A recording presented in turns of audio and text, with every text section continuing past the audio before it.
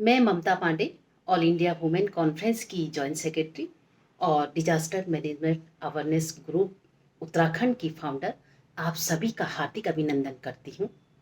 Zone for solution के safe Diwali campaign के तहत किस तरह इको फ्रेंडली दिवाली और सुरक्षित दिवाली तथा बच्चे अपने को इस दिवाली में कैसे सेफ रखेंगे या उन्हें कैसे सेव किया जाएगा, इस विषय पे मैं अपने विचार प्रस्तुत करूंगी।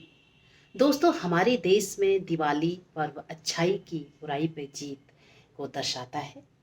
यह पर्व हमारे देश में एक विकासशील ऊर्जा लाता है, जिसकी मिसाल हमारे पौराणिक इतिहास और समकालीन इतिहास में दिखता है। इसका एक रिसेंट उदाहरण है कि कोरोना में हमारे देश ने 100 करोड़ लोगों को वैक्सीनेट किया। ये अपने आप में एक उपलब्धि है। दोस्तों, पूरे उत्साह के साथ मनाया जाने वाला यह दिवाली पर्व लोगों को प्रेरणा देता है, लेकिन इस उत्सव के दौरान कुछ ध्यान रखने वाली बातें भी हैं, जैसे प्रदूषण। क्योंकि इस पर्व में काफ़ी पटाखे चलाए जाते हैं और साथ ही साथ सर्दी के मौसम का भी आगमन होता है, जिससे हमारे पर्यावरण को काफ़ी नुकसान होता है।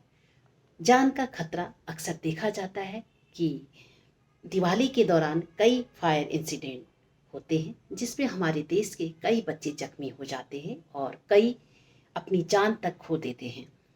पूर्व कथित चीज़ों के बावजूद हम भारतीयों के दिल में होता है कि दिवाली को हम सही तरीके से सेलिब्रेट करें, इसमें हमारे बच्चे भी सेफ रहें। तो यह सुनिश्चित करने के लिए हमें कुछ बातों पर ध्यान देना होगा। सबसे पहले बच्चों को बड़ों की निगरानी में ही पटाखे फोड़ने का देने चाहिए और फायर फाइटिंग उपकरण का पूरी तरह से इस्तेमाल किया जाना चाहिए और पटाखे दूर से ही जलाएं। हमें बच्चों को मोटिवेट करना चाहिए कि वो पूरी तरह पटाखों में ध्यान ना देकर सादगी तरीके से दिवाली मनाएं और हमेशा सूती कपड़े पहनने चाहिए।